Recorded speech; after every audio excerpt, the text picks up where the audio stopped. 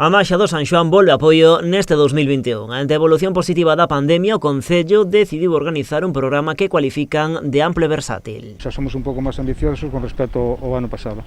O ano pasado era un pouco incógnita de todo do que estábamos a facer.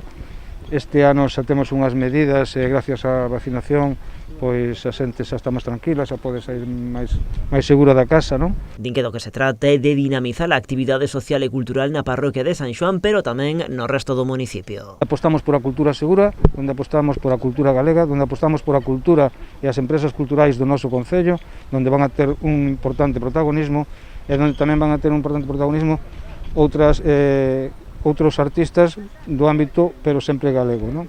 Apostando por a cultura do noso país. Entre esas propostas, os concertos de Susana Seivane, Lucía Pérez ou Nelson Quinteiro, que hoxe non quixo perder a presentación dos actos, completan o programa Actividades Infantís ou a actuación da Escola de Acordeóns de Campelo. Temos outra serie de actividades en lugares da parroquia de San Xoán, basicamente, para nenos como payasos ou a Escola de Acordeóns de Campelo, que vai tamén actuar no lugar do Pereiro.